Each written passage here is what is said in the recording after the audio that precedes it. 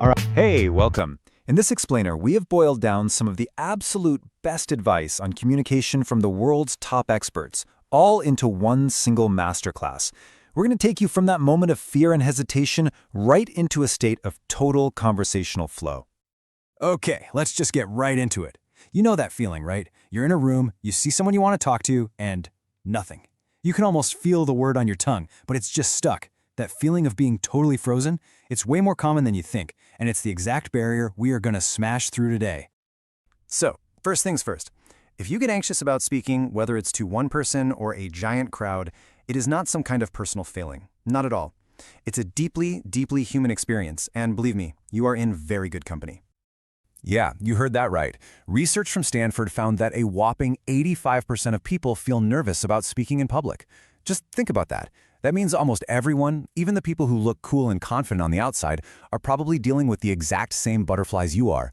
You're definitely not alone in this. So how do we get from that fear to flow?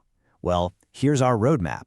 We're going to walk through these 6 key areas, giving you the tools you need to completely transform your communication skills, starting from the inside out. So, where do we even begin? Well, it's not with our words. It's actually with our minds.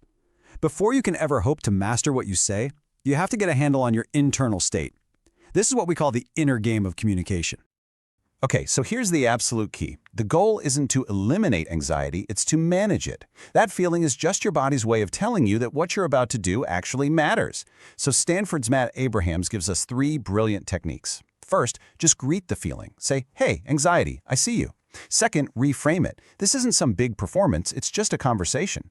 And third, get present. A silly little tongue twister actually forces your brain to focus on the now, not on all those scary what-ifs.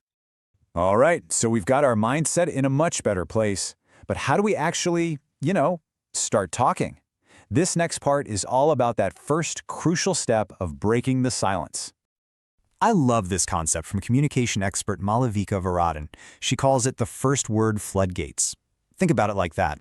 That very first word is the hardest part, but once you get it out, the rest just starts to flow. The trick is to keep it ridiculously simple. Don't overthink it. A simple hi is all you need to open those gates.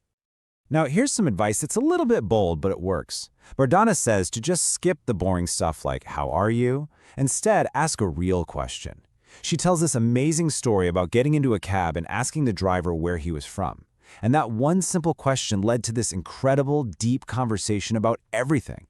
His life, his politics, and he even tried to arrange a marriage for his son. All from skipping the small talk.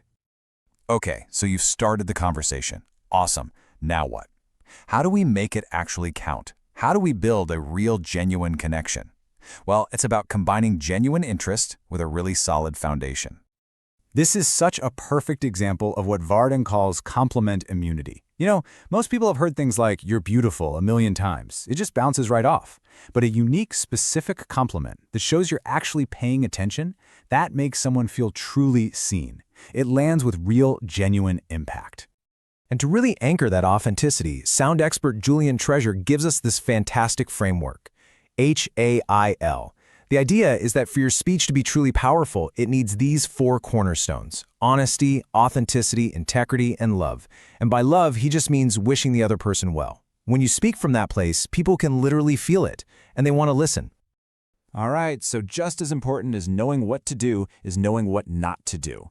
There are some really common habits that can just kill a conversation before it even gets started. Let's look at the big ones.